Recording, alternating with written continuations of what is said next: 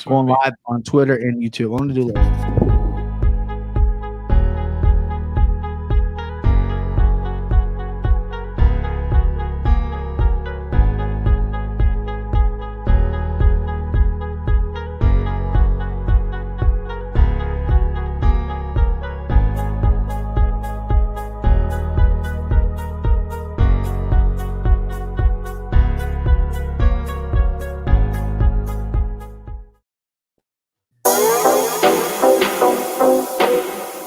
Music. Oh yeah, we can hear it now. Midnight Takes Podcast with your host Brian Petrie. Hey. Oh, baby, we got to pick them. And listen, I will say this, Timbo. I try to get a little belt so I can put it on your side of the screen. It was way too complicated, and there it is. There it is. Current champ. No doubt about it. I listen. We are 1/3 of this podcast. We have another guy who does the pick'ems with us, and he will not, and he has still not said that you were champion. I'm going to give you the benefit of the doubt. You beat us, you and Dev. You won head to head. You beat me head to head, which to me that carries all the weight in the world. I asked for this rematch. I tried to get a little champ thing down there. I couldn't figure it out yet. I'm still working through the process, but I'm going to get it. Oh, there it is. It looks good. It looks good, man. I'm going to get it one day. I'm going to get it right now. I'm picking. There's 12 fights this weekend as of right now. Fingers crossed. I think I'm going to go 12 for 12. Okay. I think that I don't think that's crazy to say.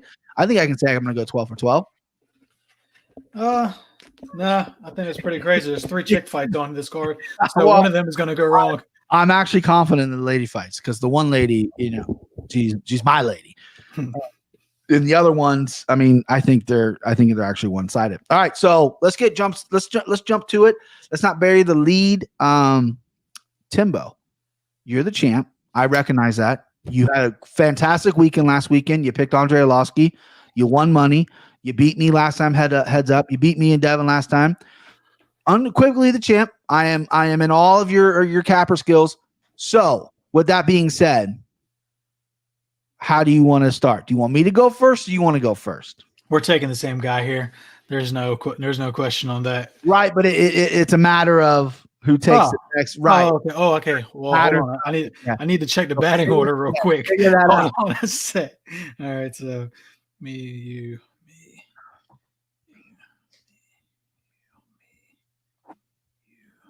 I'll give you the respect to do it. I'll go first. You'll go first. All right. Yeah. Let's hear it. So you got Dontel Mays. He's a -230 favorite. He is 7-4. He is fighting Rogue Martinez, who is a +134 underdog. He is 15-6-2. Are you taking the Roguester or are you taking Dontel Mays? Taking Dontel straight out of Ohio. Where'd you say he's really from? I think he's from Indiana, but he trained in Kentucky. I'm not really sure, but he's from the tri-state area. He's a little bit of a homer, I would say. Okay. Yeah, I'm definitely taking Dontel Mays. We were just talking before the podcast. Martinez has fought, I guess, some decent competition. We talked about his fight with Felder. I mean, not Felder, Crow Cop. Got his head split open. But Dontel Mays, he I believe lost a decision to Cyril Gain. No, he got submitted. Gagne tapped him. So I think he's been submitted twice in his UFC career so far. Nasacito, Gagne heel hooked him. Oh, shit. Yeah, and then Nasacito rear naked choked him. Right. He's a banger. He don't want to be on the floor. Yeah. He wants to bang. Let him bang, bro. This is this is the eye test, man. And for those of you who are live with us, look at this guy. Rogue. I can share my screen here. Let's you know what? Let's do it. It's better than that belt. Let's do it. He has that belt. He's proud of that belt. I'm wondering what that belt is. I tell you what it is. Backyard wrestling.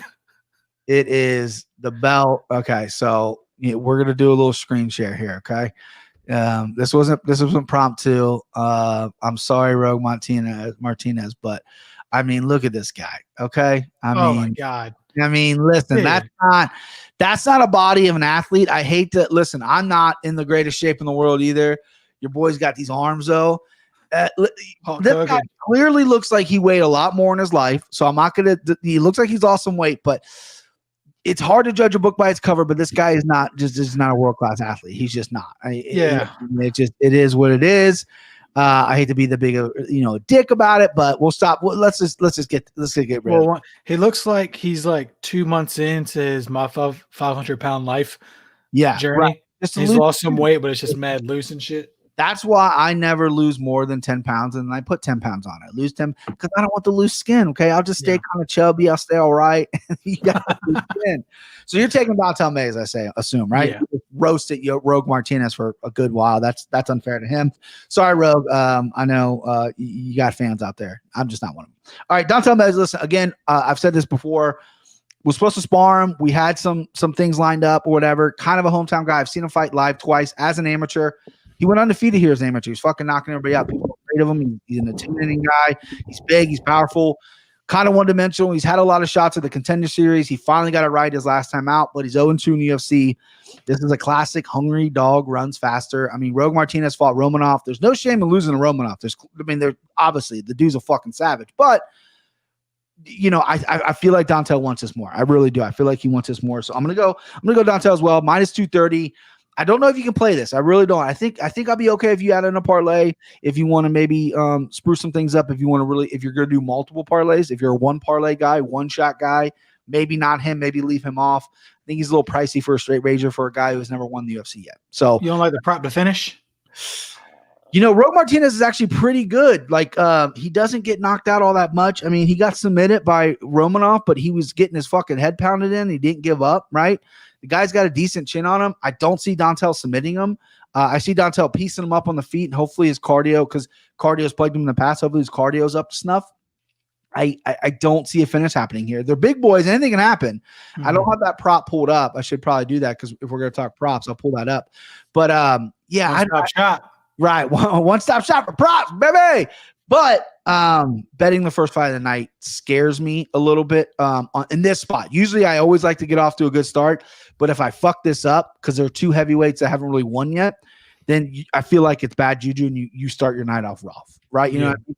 But let me just look at the prop because I have it pulled up. It's a little early in the week. Yeah, they don't have props yet on FanDuel. That's where I go. I go FanDuel. They don't have props yet. So we'll update. I'll do another video where we'll update on props. Okay. Next up, Tony Gravely. He is, let me see this here. He is a, minus 164 favorite.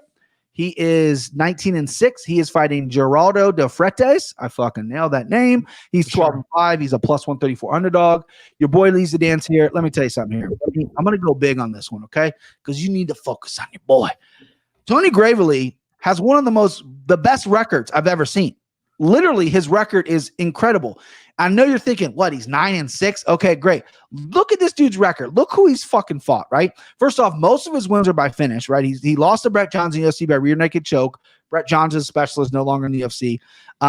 He literally fought Patchy Mix, who is a stud over in Bellator, just lost the title fight. He fought Bandy Bermudez, who was a stud in the UFC, got cut because he couldn't make weight. He lost to Marab, who's obviously a fucking stud. He lost to the Ricky Bandeos, who's a fucking stud in Bellator, who knocked out mini Conor McGregor.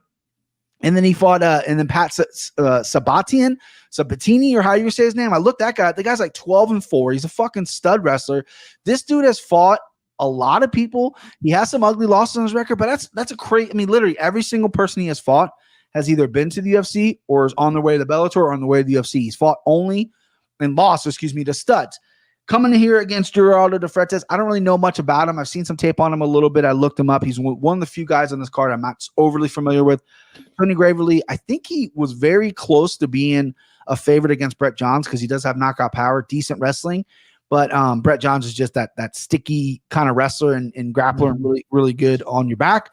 Listen, at Tony Gravely at minus 164, I really like that line. I think that's perfectly priced. I don't want to see him go higher. If he starts getting around 200, I'm going to be a little scared. But listen, second fight of the night, and I got the large screen right now. This is your boy's Mortal Lock. Run it. Lock him up. Listen, you look at this card. I don't love a ton of fights. A lot of fights are kind of break my brain. I really got into this card, but Tony Gravely to me is going to come out. I think he's powerful. He's big. I think he's embarrassed that he lost to Brett Johns. He got choked out. I think he's coming out guns ablazing. Geraldo de Freitas. I always want to say Pepe because there was another guy in the UFC named Pepe. This is not him. Gerardo de Freitas, he's 0-1, or excuse me, he's 1-1 in the UFC. His last fight was Chris Gutierrez, which was a really, really close fight. That was the fight that I looked up. So I like Gravely, though. I'm going to go Mortal Lock, second fight of the night. This could be my best bet as well. So I'm probably taking this straight. I don't know if I'm going to parlay it. I think Gravely can knock him out, obviously, but I also think maybe it's going to be one of those situations where it's going to be probably just a one-sided decision. But yeah, Gravely all the way. Timbo, what do you like, babe? I was just hoping you knew something more about De Freitas than I did, because I don't know shit about him either. And I went back and obviously looked at Gravely's tape from the Ultimate Fighter. I mean, not the Ultimate Fighter Contender Series. It looked really good there. And then the Brett Johns fight. I don't remember this fight. It ended in the third round, but was it? It was competitive. It was competitive. Yeah, Brett Johns is just one of those guys who's just not going to get off you. He's like a Marab style guy. Yeah. His stand-up's okay, but he was constantly attacking, constantly grappling, chain wrestling, and all that stuff. And Gravely just couldn't shake him. And I think he took the fight on relatively short notice, if I'm remembering correctly. It definitely wasn't one-sided until the finish. It was fairly competitive. But yeah, I mean, if it went to a decision, Johns would have won. For sure. Okay. Yeah. I mean, I mirror your opinion on that, dude. Like his record is very impressive. Granted, he hasn't really beaten anybody of substance. No, but 19-6, and you have all those. Those are great losses. Yeah, great losses. And he finishes guys, right? Like some of the guys he finished, they might not be names right now, but they're like 6-1, 7-0 at the time. So it's like he's knocking these dudes out, which I think this could be a really shining spot for him. I really do. Yeah, I'm gonna go Gravely. You can't not. And at that line, dude, I bet it skyrockets after this particular podcast and after we both pick them. Do I move mine? I don't know. I'm one of the hottest gamblers in the world. Well, actually, I'm not anymore because I fucking got broke last weekend. I literally emptied my clip. Shout out Devin Tata. I emptied my clip. Literally, I had skimmed some stuff off my bankroll. I had to pay for some baby stuff and whatnot. And then I was like, you know what? I was down to like maybe like 4 or 5 units. I'm like, let's just empty it. Let's just fucking put it on. I lost everything. So starting over the new bankroll this weekend. But yeah, Gravely's going to get me. I mean, he's good. I think I'm going to put so much on him that he's going to get me back to where, I lost last week. Hell yeah. I'm definitely going to put him straight for sure. That's a straight play for me. Even if he gets to about 200, I like the fight.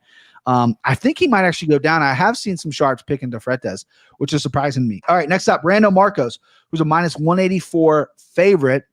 One of the female fights that you love. She's 10-9-1, which is a crazy record. She's fighting Kanako Murata, who's 11-1. I fucking think I nailed that name, by the way. She's a +48 underdog. Marcos for Murata.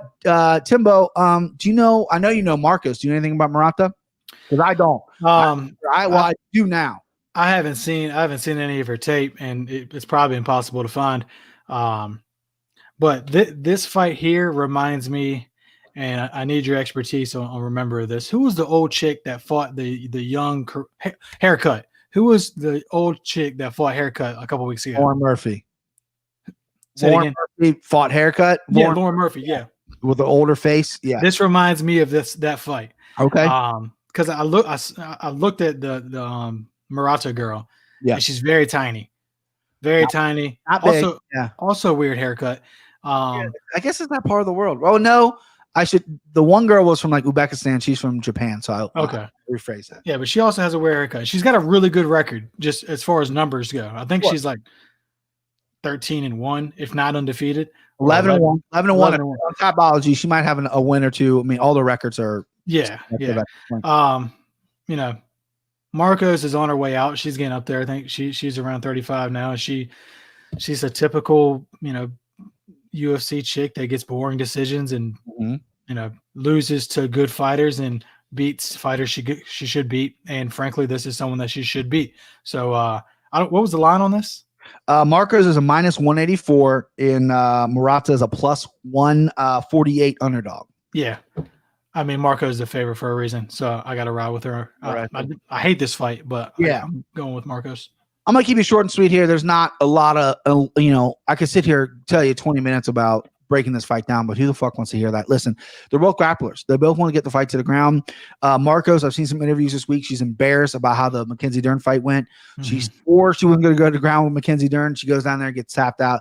Listen, Mackenzie Dern's world class. I think Marcos is good on the ground. She hasn't wrestled a lot lately, but her grappling's really good. Her persistence good. Her pace is good. I mean, people forget that just not that long ago, she fucking destroyed Angela Hill, who's like one of the hottest women right now in women's MMA. So I like Randa Marcos to win this fight. And I'm not gonna spend too much time on it. I'm probably not gonna bet it. I actually have been adding women to my parlays, and they've actually been doing well. Lauren Murphy, who fought Haircut a couple weeks ago, she won me in my parlay.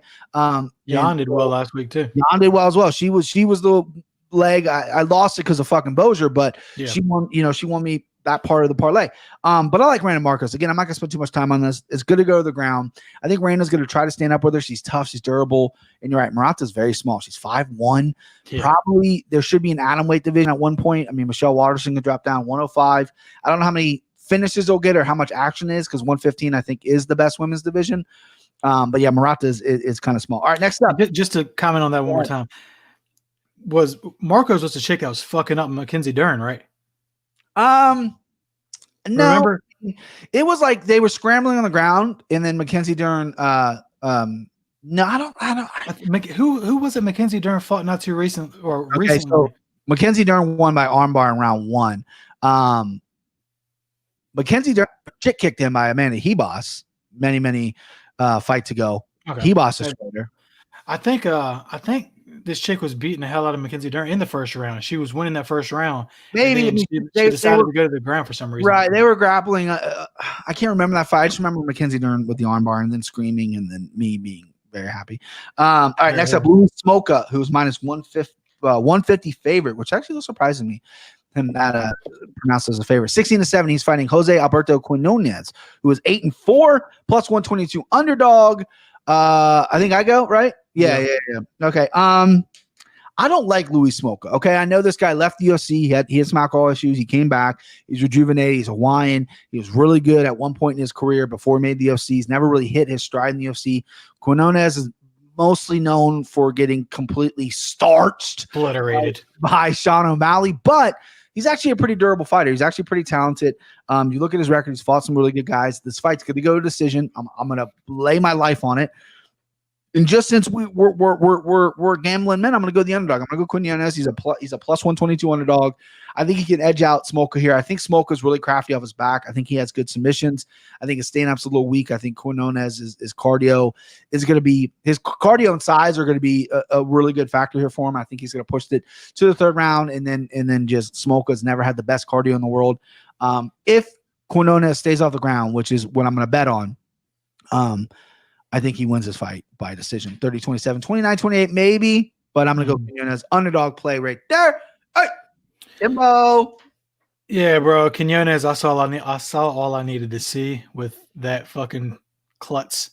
So I'm going Smoka. And I think you're sleeping on Smoka. Vegas isn't clearly. Maybe I am. Because he ain't no decision fighter, bro. If you go back and look at Smoka's record, let's look at his last 1, 2, 3, 4, 5, 6, 7. His last 7 wins are by finish. Right. I don't think he finishes Quinones. The only person ever finished Quinones is O'Malley by knockout.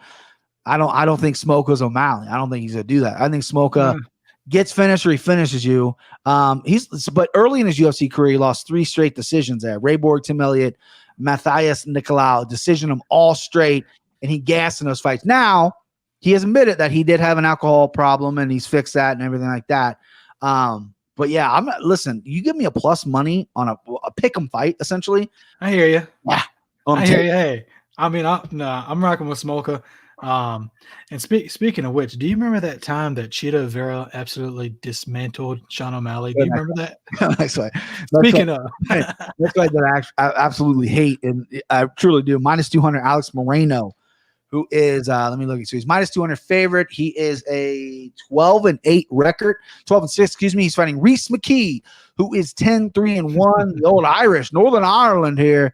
Reese McKee. Timbo, you go first here. I hate this fight. Reese McKee is a plus 160 underdog. I should have probably said that. My bad for bad hosting mistake there.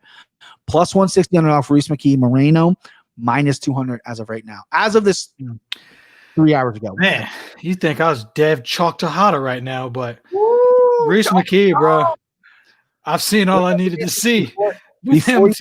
Before you finish your thought, Who do you think likes chalk more, Tejada or fucking LeBron for the games?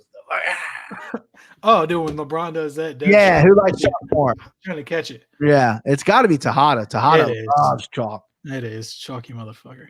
Shout out to Dev Chuck Tejada. Yeah, but Reese McKee, bro, I've seen all I needed to see. I don't care what how good Kamaev is. Until you show me that you're not that, then I don't want no parts of you. As far I'm never gonna pick you. I don't even know what you'd call that, bro. Like that was a schoolyard beatdown. it was. Moreno, he had a good streak going. He had a good win streak going up until he got starched by Chaos. He's fighting on this card as well. But he's a black belt in jiu-jitsu. He's point fighter, boring. I don't see it going to. I don't see him getting a finish, but I can see him, just grappling his way to a decision victory. So I'll get the chalk there. Yeah. I listen. I figured you were lean Moreno because I know you hate it, and I hate it the way Reese McKee fought against Chimaev. Right. The storyline was Chimaev or McKee's a 155 or Chimaev, blah blah blah. Right. Listen, this is at 170. Reese McKee's not going down. So is he a 70 or is he a 55er? Right. The excuse goes out the window now. Like Moreno's actually a lot better on the ground than I gave him credit for. I went back and watched him his fights. Like, you know what? I picked against him a lot, right? I picked him to win. Chaos was a huge underdog. I missed it. I got so mad. So Moreno's a guy that I can't get right. I want to take Reese McKee so bad. I do. But I feel like, I'm going to go the chalk. I hate to do it. I'm going to go Moreno 200. This is a fight I absolutely fucking hate. Straps on the line, baby. You got to pick smart. I know. I got to pick smart. I have another smart. It's a 5-rounder. Listen, I picked another smart play later in this card as well. That I'm very confident about. There's a belt right there. Look at this guy. There's a strap. Devin's right now just at home going, "Oh, it's mine." I think he lost him too. I think he was texting us because he said something. He called us something. He said it was Hannah Cyphers. I don't think he knows what he's talking about. But no, I'm going to go chalk. I'm going to go Moreno. Listen, McKee's got to show me something. I think Moreno can get it to the ground as well. Khamzat Chimaev is apparently the next big fucking thing. So I'm not going to hold that loss to McKee. I'm rooting for McKee. I just don't know if he has the skills to do it. He's got a good win on his record. He beat Jay Herbert, which is wild to me. That was at lightweight, though, right? Right. That he showed up the way he showed up. It's kind of crazy to me. But yeah, I hate this pick. I'm not going to bet this pick. This is my avoid pick of the night. Ooh, it's a new one. I just hate it. But I'm going to pick Moreno. Not going to bet him though. All right. Next up, you got Ashley Yoder plus 116 underdog. She is 7-6. I think is that a record? Yeah, it's horrible. Yeah, it's 7-6. You're right. Friday, fighting Miranda Granger, who is 7-1. She's a minus 142 favorite. Timbo, you love starting off with the women. You're leading again the dance here. Tell me who you like, babe. The Danger, easily. I'm betting this, and I don't like betting women, but this chick's badass. She's got a lot of finishes. I know she lost her last fight, but I think that's just going to help the odds out in our favor. And Ashley Yoder just fucking stinks. Like, yeah, she's old. She's 33. She loses a lot of fights. She's a decision fighter. I don't like her. This Granger chick. Yeah, she's definitely she's underrated because of her last fight, and I think she's like 21 years old. She's mad young. So yeah, she's Granger. Granger's 28, but she's fairly young in MMA. 28. Yeah, she's fighting out of Washington State, so this might be one of Dev's ladies. She's super talented. I like Granger as well. Yoder, I haven't had good success. When I do better, she loses. Good cardio, comes in shape. She's a point fighter, like you said. She's kind of okay everywhere, not fantastic everywhere. I just think Granger, the young, hungrier fighter here, I think she's going to come out. She's going to get this done. Probably a decision win. I'm not going to bet this fight. I'm glad you said it. So the people listening can ride your coattails since you're the champ right now.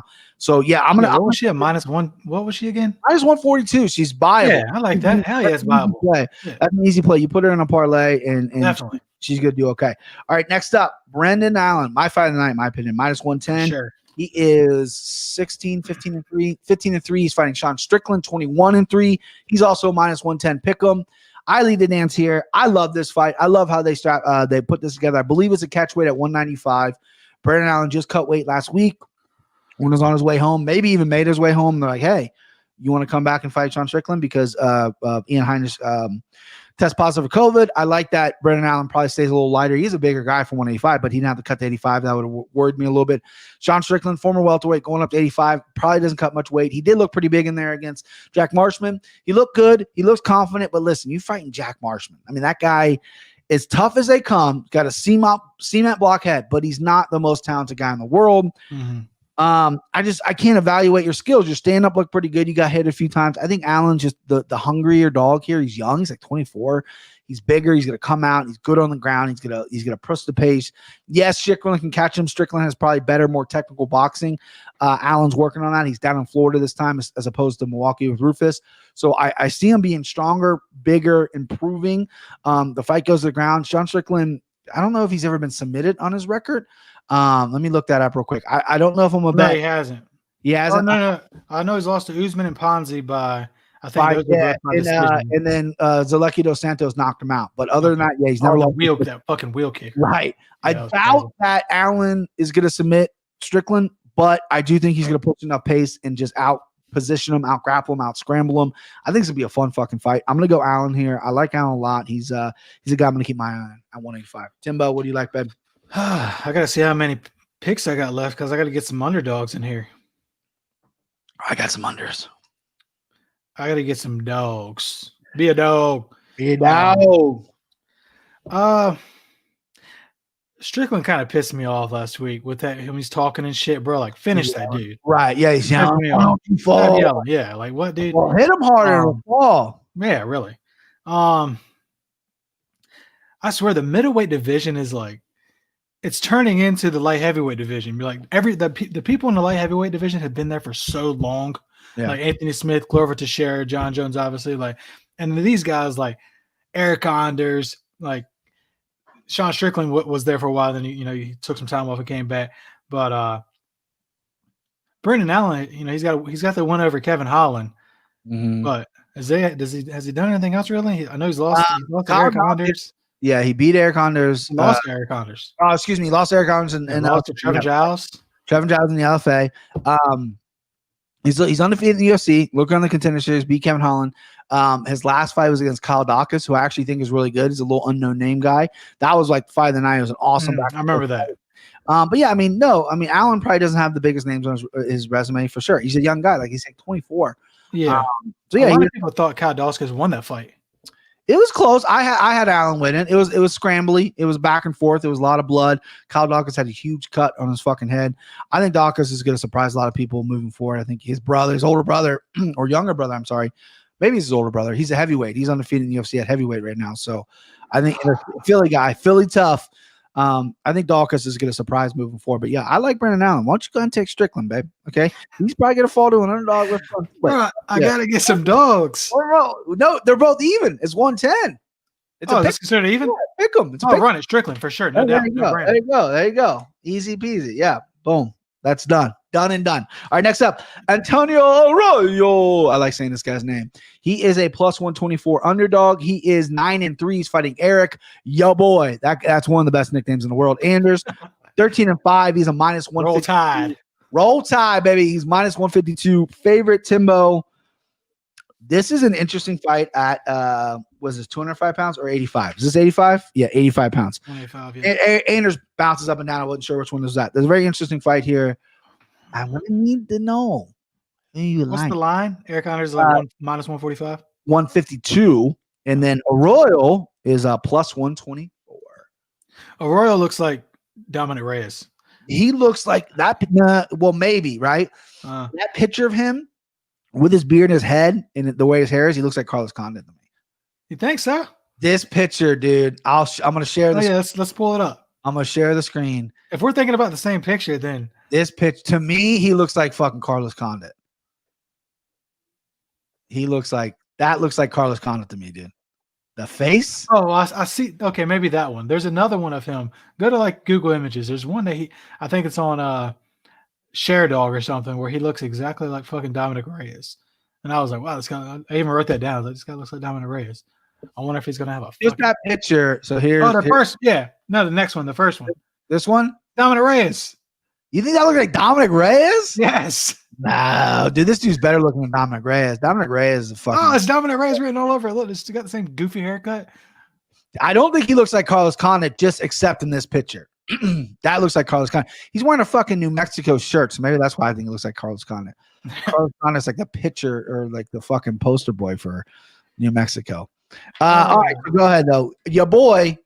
I mean, listen, he won a national championship. That's all I'm Sure did. Roll Tide. I'm not really an Alabama fan. I mean, I kind of watch college football, but not really. I don't really watch it that much. Yeah, dude. I've lost a lot of money on Eric Anders, man. Your boy, though. I know, dude. I want to like him so much. But like, he's just not who I think he is. Right. He's not who I think. I think he's gonna be like this. Like, and he's a good, like, he's a decent fighter everywhere. Mm-hmm. Like, he can scramble, he can grapple, he can strike. Like, he checks all the boxes, but like, he just half checks the boxes. Like, he's going to win this fight by decision, and it's going to be 30-27, and then one judge is going to score 29-28, and that's going to be that. Antonio Arroyo, going back to the middleweight division just being recycled. Like, he was supposed to fight Kevin Holland, he was supposed to fight Trevin Giles, that never worked out, and then he fought Muniz. How you say his name? Andre Muniz. Yeah. Then Muniz is a killer. He's he's great.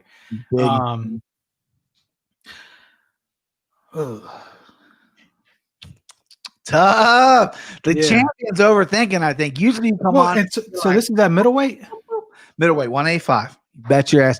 Anders taking a fight on short notice. Yeah. Yep. He was in Ian Heinrich's corner. I saw that. So hopefully he passed a bunch of fucking COVIDs. So right now, this fight's happening. I haven't heard anything else yet. But what is Arroyo? He said he's a plus 124. Oh God, it's a dog. That's barely a dog, though, dude. That's a little puppy. All right, I like puppies. Huh? That's a kitty cat. I like puppies. Man. You're overthinking it. You're done. I'm going with Eric Anders, bro. I'm a ride or die for Eric Anders. He's your boy. Yes. He's your boy. I don't really have to say much besides this. Be a dog. We don't need no meows. We don't need no cats. We need more dogs. Oh, man. Listen, there wasn't a ton of dog action on this card that I absolutely loved. I looked at Quinones. I looked at a couple other people on the card, Paulie Felder. This guy jumped out at me, right? He's big, he's strong, he's got great kicks. The worst part of his game is his jiu-jitsu. He's got some submissions. I just don't know if Eric Anders has the wrestling pedigree to really take him down. Anders is kind of slow, but he's durable as shit. His cardio, hopefully it holds up because his cardio has been questioned in the past. He just gets in there and gets dirty. I just think Arroyo's going to fucking kick him up. We saw what Khalil Roundtree did to Eric Anders when they fought with the kicks. I think Arroyo's got fantastic kicks. His striking's coming along. The Andre Muniz fight, who's a fucking stud. That was actually a fairly close fight. Arroyo coming from the Contender Series. Big, strong kid. I like him here in this spot as a plus money. I'll tell you what, though, if Eric Anders was plus money, I would do that too because I think this fight's going to go decision. I think it might be a wonky decision. I think it might be a little crazy. Eric Anders has that in him where he likes to press the action. He's going to get hit more, but he's going to control the fight more. He maybe land some big shots, but he's definitely going to wear it.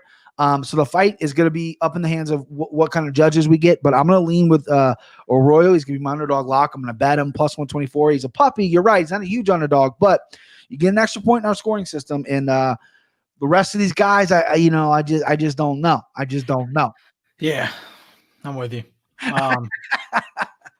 You want to switch? No, I can't. I got to ride my boy. You're with your boy. My All right, boy. next up, there's always a thing that guys think of, like they say the second wife, right?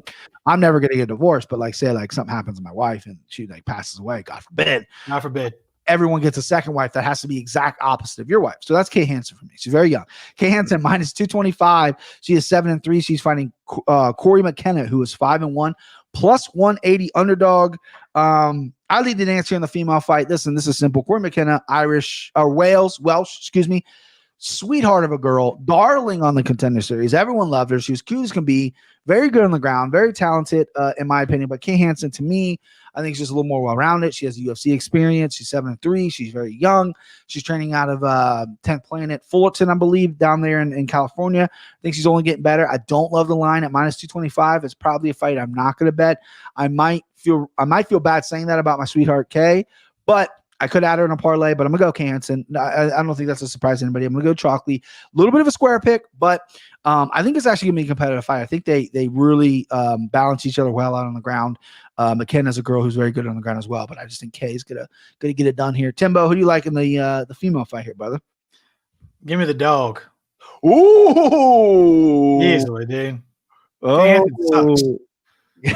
She's fought nobody. She's lost to a bunch of people in boxing and MMA. Like she's got a lot of losses. Okay. I don't know if you see her record, but and she's 21. She's very young. That's who I was referring to earlier. She's the young one, and I think McKenna is. I don't know. I knew there was a 21-year-old chick. No, but is she 21 young? Let me see. I got it right here. Yeah, she's vast. I put on my notes. She's very young. She is 21 as well. Yeah. Battle the Youngies. Is it legal? Is it legal? Oh, it's legal, and her nickname's the Hobbit, dude. You're going Hobbit. That's not the worst thing in the world. She's won a majority of her fights. Granted, they've been amateur. I always highlight before I look up any tape on anybody. I write the lines down. I highlight all the dogs that I might like. Right? Just be like, let's just go on numbers before we get into the actual fighters.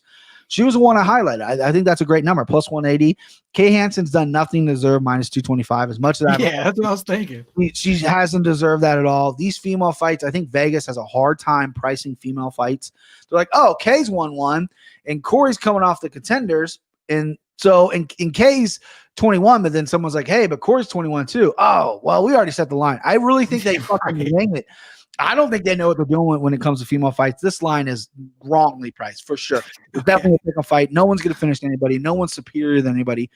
When women's MMA is so in its infancy that women like this are going to be very competitive, and that's why there's like Amanda Nunes's and Amanda Hebos's and even Mackenzie Dern's on the ground. They're just light years ahead of some of these women because they're all still trying to catch up. It's fairly new. It hasn't been around as long as I mean, listen, women can do anything. I'm not saying that, but women haven't chose to wrestle in high school. Now they are. Right. Women, it was very rare to see a woman on the wrestling team. So, but yeah, the line is all over the place. I like that underdog pick.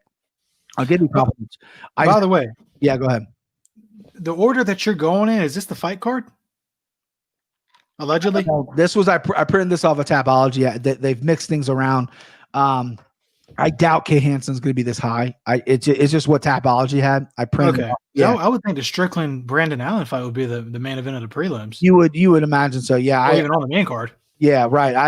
I don't know. Tapology usually is wrong. It is still kind of early in the week. It's Wednesday. So maybe, probably not. They're going to shuffle a little bit more, especially if a fight falls out, which hopefully it doesn't, but is what it is. All right, next up, Julian Marquez, who is a -380, I believe I got him at. He is 7-2. He's fighting Sabrag Safarov, who's 9-3. He's a +235 underdog. Timbo, you go here. You're chasing unders. You going with the Russian? You going with the? Oh, dude. I mean, I've got to. You got to draw a line somewhere. You got the belt. You got the strap, bro. I've got to protect the strap, bro. You're right. I'm up 3-0, and I'm chasing the decision win. I'm just trying not to get finished. Right. You give me the fucking Cuban Missile Crisis, and that's my mortal lock of the night. Woo! That's a good mortal lock. I like that. He hasn't fought since 2018. 2.5 years, yeah. And his last fight was a loss, but he's got some good wins. Matt Hamill, he's deaf, he's dumb, whatever, but he can still scrap. Stewart, he's got legit wins, and this guy he's fighting is a fucking bum. Like, this is literally a welcome back fight for Marquez. I feel You're giving him 100% of softball here for sure. Yeah, dude. Is it a bitch move for me to make him a mortal lock and to send him home? You can make him send him home. And listen, send him home. Send him home, baby. Listen, I do that all the time. Devin Tejada thinks he writes the rules. He doesn't. You can do that as well. Send him home. Kimbo. I like that. Listen, I'm going to pick Marquez as well. My only breakdown in this fight is I always get a little nervous when guys take a long time off. Mm-hmm. I don't really know if it was an injury or if he just needed time off. I know he gets in there and he literally he throws down. He's an exciting dude. He's fought some pretty good competition. He's tough as shit. Listen, he beat Phil Halls. Phil Halls is lighting the fucking 185 pound on fire right now, right? Yeah. And in that fight on the Contender Series, he was Contender Series. He was on season 1. He took some big shots by Halls, and Halls is sleeping people in seconds. So this dude's got a beard on him. He's got a chin on him. People like him. Apparently he's a really good social media follower. He's funny. Big, thick kid. My buddy Chris Curtis is in Vegas. People rave about this guy, just how nice of a guy he is. Good training partner he is. People almost forget about him. Him and Sean O'Malley were like the stars from season 1 of the Contender Series, and this guy just kind of had some fights, but I'm assuming it has to be injury related. So that makes me only a little nervous. But again, he's fighting a southpaw. He's fighting this guy who stinks. The only issue is the Russian usually loses by submission. I see Marquez coming out there, maybe going to have to feel him out in the first round because he's been away for a little bit. But once they start slanging, I don't see Marquez falling. I see Marquez getting his hand raised. I don't know if it'll be a finish, but if the prop is tempting, I'll tempt it because the Russian is not good. We're gonna go ahead and say that he's not. He's just not good. All right, next up we got Abdul co-main event, which a lot of people are shitting on because it's not the name value, but this fight's gonna be a fucking cracker. I guarantee it. Absolutely. Abdul Razak Hassan minus 250 is 10-2. Yeah, he's fighting Chaos Williams, which is not his real name, but when you have a nickname and you go by it, that's so badass. He's 10-1, the plus 198 underdog. Do I lead? I think I lead. Yeah, right? Mm-hmm. Yeah. Yeah, you do. This fight was tough for me. Listen, I slept on Chaos against Moreno. I looked up a lot of fight footage of Chaos. I think he's a lot more well-rounded than people give him credit for. He knocked out Moreno really early, and we didn't get to see his skill. He throws wild stuff. He has big power, but he also can wrestle. He has some submissions. He has some good defense. He has good cardio. He comes from the Midwest. He's a Michigan guy. Michigan MMA is on the bubble right now. They're not North Carolina. North Carolina's blowing up. They're never Florida. They're not Texas. They're not California, but they're interesting right now. There's something that to be said about Michigan MMA. I mean, Jamal Hill's a guy I really like, and a guy last night fought on the from Michigan. He lost, but Abdul Hassan. I'm just gonna say Hassan. Okay, there you go. He fought on the contenders, or excuse me, he fought on Fight Island against Manu Lelez, who no one fucking knew. This Dana White's met this kid, signed this kid at his fucking son's birthday party because his son's friends like, you got to check this guy out that lives in Dubai. Everyone was on a Hassan, and Hassan looked okay. I mean, he slowed down a little bit. He landed big fucking shots, and Lanier just fucking took him. Hassan's a huge, powerful puncher. The one thing he trains out of Texas with Saif Sayoud. The one thing about Saif Sayoud is I don't think he's the best coach in the world. A lot of people suck the guy's dick. That could be me. But if you gas in a fight, he's going to make sure you get right. Hassan had to step out of the way. He had a bunch of allegations towards him. I think he had like a rape charge against him. I think he got exonerated from all that. So he was coming off a long layoff, fought a really tough guy in Lanier no one knew about, and lost the decision, right? And then Hassan, though, but landed big shots. I'm going to go Hassan here and send him home. Send him home early. Listen, I like Chaos. Chaos is a good number next to his name. I see a lot of sharps picking Chaos. They think he's a more well-rounded fighter. I think in the exchanges, he gets a little wild. I think he can take Hassan down. I just think Hassan's going to come in focus. He's a little embarrassed by the last loss since he's a huge favorite. He's going to come out slanging and banging, baby. Yeah. What's the line? What's the line on this? Al Hassan is a minus 250 favorite, significant favorite. That's why I'm only going to prop it. I don't think I'll do it straight. And then Chaos is a plus 198, basically a 2-1. Basically, yeah.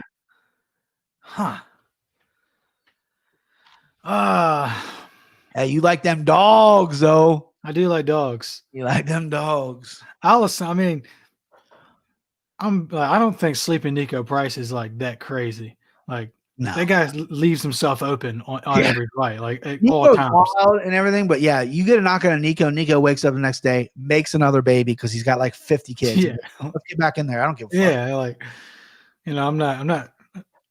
I think Vegas might see that and. Yeah, when Vegas prices, they're going to be like, "Oh, that's a name." Yeah, exactly. Definitely. Listen, he beat Sabah, who is killing it in Bellator right now, knocked him out twice. That was, I think, his introduction to the UFC fans. And then he had like a long layoff with that whole legal shit. But Chaos, listen, 10-1. He's got a huge following. His Tapology profile picture is fucking awesome. Dude, him and his boys, like everyone in the cage. He's like, that's probably like his first amateur fight. Yeah. The pro fight. He's just fucking. He's got Chaos in his shorts. I can see this fucking me over. We're already split on a lot, so we're split on 1, 2, 3, 4. What do you think? We're split on 4 fights, so it won't be that bad. Devin just texts. Okay, apparently Julian Marquez, the Cuban Missile Crisis, has a podcast with porn star Kendra Lux. Well, Devin, the reason we don't know that is because we don't fucking listen to podcasts with porn stars. We're not virgins. Yeah, pervert. All right, back to this fight though. Who do you like here, man? Give me the dog, man. Woo! Give me the dog. Went the dog. This was a fight I had trouble picking. Oh, not what? You can switch. I mean, this is permanent marker, but I can switch it. I gotta keep my strap, man. Nah, give me Alassane. Alassane, okay. Yeah, I gotta keep my strap. Well, and we're split on 4 fights, so it's going to come down to our props, the send 'em homes, the mortal locks, and we're already split on 4 fights. So It's not crazy to take the dog there. Listen, I did have trouble with this fight though. Chaos Williams, I feel like he didn't show a lot against Moreno. Moreno is a guy who is, I mean, he's a 200 favorite on this card. He's a solid guy. Caught him really early. I wanted to see more. I can see why he's placed this way as an underdog. But 10-1, he's got a lot of confidence. But yeah, this was a tough fight for me to pick just because I'm staring at that fucking number, that 2-1. You're like, man, a guy that's 10-1's 2-1. You're like, oh, it's tempting. Yeah. I just think Hassan is I think he's just too powerful. And I think coming off he's one of them natural talents, man. He's like Ngannou and Usman. He's fucking pissed off coming off that loss. I know he is. All right, main event. Really good main event. We didn't know we were going to have in this main event. Islam Makhachev versus RDA. Islam pulled out because of steroids. I mean, because of staff steroids. Yeah, steroids. Yeah. Paulie Felder stepped up. So we got Paul Felder plus 168 underdog. He is 17-5. He is fighting Rafael Dos Anjos, who is that's how you have to say his name. That's how legally you have to say his name like that. He is a minus 210 favorite.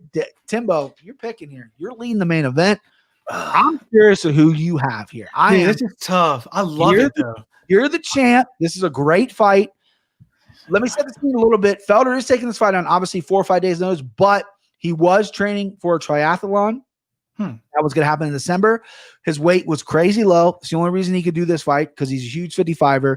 He's got like a 10-pound weight cut. His cardio is going to be on point. The guy already knows how to fight, so he doesn't worry that he's not hitting pads or whatever, not doing the sparring. He knows how to fight, and I think this is a good matchup for him, even on 5 days notice. Dude, I mean, I love this fight, bro. I'm so happy that we're not going to get a fucking Marab snooze fest. Crotch sniffer. Yeah, I hate it, dude. Yeah. But yeah, I love this fight. Paulie Felder versus RDA. Like, let's go. I'm hyped. I'm much more hyped now than I was before. Right. With that said, the real bet here, which is probably like minus 1,000 he does, will Paul Felder cry at the end of this fight in some context? Yes. He already said he's 50-50 if he wins the fight on retiring. Oh, God. So he's definitely going to cry. No-brainer. I want to bet my house. Like, I literally want to take a lean on my house and bet whatever. It's going to be a minus $1,000,000, but I'll do it. My house isn't worth $1 million, but I'll do it. Bet the prop that Paul Felder is going to throw a spinning back fist. I want it. He's going to do it. They got to set it like over under, like at 2.5. I'm going over. I think he's going to do 5 rounds. Just mad respect to Paul Felder, man. He's stepping up without his notice, and it's not a catchweight bout. It's a 5-rounder. Yeah, but that's interesting. I didn't know the thing about the triathlon training. Yeah, he was on. Bilal Muhammad has a show on YouTube, on the Anik and Florian YouTube, and it's like he does like a game show type deal. It's kind of cool. Felder came on, and Felder is lighter than Jarrett Gordon is, who fights at 145 right now. They were making jokes about it. Like, because Paul usually walks around 200 fucking pounds. He's huge. He's jacked up. Yeah, and Gordon is kind of a bigger 45er, and they're like, yeah, Felder's like, dude, this is obviously before the fight got signed. He didn't know he was fighting. He was just like, I'm training for this triathlon, dude. I'm fucking lighter than Jared is, which is wild. Coming from a huge 55er. I mean, the dude's, his legs are fucking gigantic. You've ever seen his legs? They're huge. Let me check something real quick, and then check it. I'll spit my pick out. They're both 36. I mean, so I mean, they're both two grizzled veterans. RDA being this is what did he do at welterweight? Did he do anything? Yeah, he won like 3 fights in a row. Fought Colby for the interim. That's right.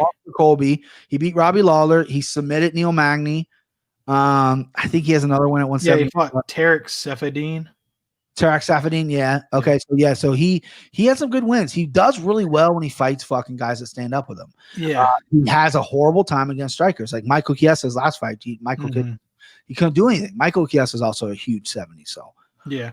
It's was that he fought Chiesa at welterweight? Okay. Yeah, bumped up. He's fucking giant. I mean, he was a big 55er, but now he's adding muscle and he's already thick. You know, Joe Rogan talked about like hugging him up one time, and it was like hugging like a fucking brick wall. Like he said Chiesa's so just tight, muscly, so strong. It's like a ape or something. Yeah. Yeah, I mean, RDA, I mean, and so is Paul Felder, but RDA is fucking the cream of the crop in welterweight and fucking lightweight, but more so lightweight.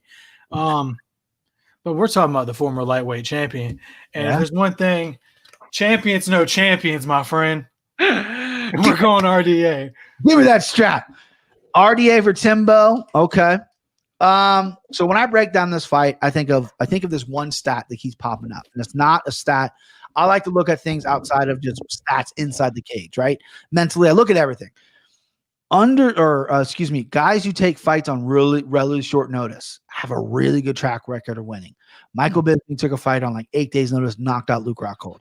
They had a list on Twitter. I should have brought it up. I can't remember, but Nate Diaz, 11 days or whatever, beat Conor McGregor. Sometimes for fighters, the long training camps, they fuck with their heads and they can't get right, and it's like stress and anxiety. Paul Felder, he's not even worried about that. All he's worrying about is making weight. Nothing to lose. Yeah. He knows how RDA is going to fight. RDA is going to come out aggressive, and he's going to come out swinging. RDA can mix it up. RDA can probably take down. I said on the podcast, I don't see RDA taking him down, but he has been training for Islam Makhachev, who's a wrestler, so his wrestling is probably on point for this fight. I personally don't love Paul Felder, if I'm being honest with you. I've shit on him before. He said last time he fought and he lost to Dan Hooker, I believe. He lost to Dan Hooker, a great fight. He said, I'm not going to fight unless it's for a title, and he's crying and shit. Fuck him. You don't have a signature win yet. Right. Sure, you beat Charles Oliveira when Charles Oliveira was like 19. Like, great, signature win, maybe, right? Because of what Oliveira's done now. But beat him now. You beat Edson Barboza. You've lost him, you beat him. You squeaked by him. That win. Squeaked, exactly. You don't have a signature win. This would be your signature win. Yes, RDA is a little older. He is not ranked at 155, but the name carries weight. Mm-hmm. I just don't like that a guy who's coming in here saying, I'm 50-50 retiring or not. He's 1 foot in, 1 foot out. He wants to be a broadcaster. He wants to be on TV. He's not committed. He's a dog. He absolutely is. He'll get in there and fight. He's got a great chin. His striking's good. And his overall game's pretty good. He's smart in there as well. I don't think cardio is going to be an issue at all. I just think RDA is going to be superior here. I really do. I want to go opposite of you. I want to take Paulie Felder at that plus 168. He's probably going to climb a little bit, but I just think name a striker besides Eddie Alvarez that RDA's fought that he hasn't just fucking murked. He destroyed Anthony Pettis when Anthony Pettis was Anthony Pettis. He destroyed Robbie Lawler. It was a close fight, but he just pieced him up. Oh, that was not a close fight. He fucked Robbie Lawler up. Okay, that was like when Robbie Lawler first started doing this whole timid thing where he don't want to fight. I didn't remember it because I said that because I didn't fully remember the fight. I do remember RDA, the highlights of it, RDA just destroying him. But RDA just does really well against strikers. He got caught against Eddie Alvarez at 155, and he has an ugly loss against Clay Guida. He's got some losses in there. 170, I think he was a little too small for that. He looks absolutely in fucking shredded shape. I've seen him on Instagram. He's fucking ripped up. I love this fight. I mad respect to Paul Felder for saving this card. Even though he's not one of my guys, that's huge because we needed it. A lot of people turned this fight down, but I'm RDA. As much as I want to go opposite of you, we are opposite on 4 fights. I'm confident in those 4 fights. So I'm gonna match you. I'm gonna tally you here. I'm gonna get that strap, and I'm gonna be wearing it next time we go. All right, Timbo. So you got your Send 'em Home. You got your Mortal Lock. I need your underdog. Couple things. Yeah. You know this. I know Paul Felder doesn't have a signature win, but do you know what his signature loss is? What's that? Flatty Mike, baby. I always forget that you're a Mike Perry fan. It shocks me. By the way, do you watch The Bachelor with your girl or anything? So my buddy from New York, really good friend of mine, like one of my best friends, he doesn't watch this often. Like he's not an MMA guy, but so he saw us doing one forever ago, and he sent me a thing saying, you look exactly like this dude on The Bachelor. Me? Yeah, you. Oh. Like or excuse me, The Bachelorette. So it's like a bunch of dudes. Okay, I got you. Okay, I was about to say, damn, like right. It's a bunch of dudes competing for a girl. And I clicked on him, and someone called you Drake. And so I clicked on this guy. He's a fucking black guy. Like, do you get mistakes with black guys a lot? Like, people? Yeah. I'm like, I mean, I've never asked you. You might be mixed. No, I'm not. No, yeah, right. I don't care. And I'm just like, I looked at that. And I was like, my buddy Josh. I go, Josh, I don't think my buddy Tim is a black guy. This guy's a black guy with glasses, right? I don't think I can find it. It's in a group chat, and we talk all the time. But yeah, so I need your Send 'em Home. Oh, no. Excuse me. I need your underdog lock. Yeah. So your underdog picks are Corey McKenna and Marcos. Who? Randa Marcos. She's a dog, right? No, she's a favorite. She's a -184. She's a big favorite. What? Dude, yeah. I'm looking at this Odd Shark thing. They have her at +135. Wow. That might have been who. Here, let me go to FanDuel. I could be wrong. They could have moved it. I did get them just this morning. I do get my lines off FanDuel. That's why I price them at. So she was, Randa Marcos is a excuse me, I was looking at the wrong thing. Randa Marcos is a +148. You're right. I got that wrong. I switched them. Yeah, so we're both on Marcos there. Sorry, I switched them. Murata is the favorite there. I had those wrong. Good it's really weird that she's the favorite. Right. Good catch. Making a UFC debut, it is kind of weird. Yeah, so we're both on Marcos, who's a dog. But yeah, that's a good catch. I switched those up. That's going to be my dog of the night. Wow. Rando Marcos. Dog. I'm just going to put dogs. Yeah, the chick she's fighting is just so tiny. Like, yeah, it's. I mean, she might be. Like, I looked up footage of her. Right, I wasn't blown away. She could be one of those just exceed expectations. And Marcos is coming off a pretty bad loss to Mackenzie Dern. But Marcos just makes fights ugly. If you don't finish her by submission or whatever, it's gonna be a really close decision. So yeah, that's your dog, baby. All right, that's it. That's a fight. I'm gonna get that strap. I mean, I have it. It's sitting over there. We obviously all ordered them besides Devin. But he's never going to get the strap anyway, so it doesn't matter. I have mine sitting over there. I'm not going to bring it on camera because I respect the champion. But next time we do this, I'll be right here. Gonna be right older. Let's do it. All right. Thank you, Timbo, for doing this. Everyone, check out Tim on Twitter and Instagram, and keep up with MMA Takes Podcast, baby. That's it. Peace. Thanks, Bubby. Later.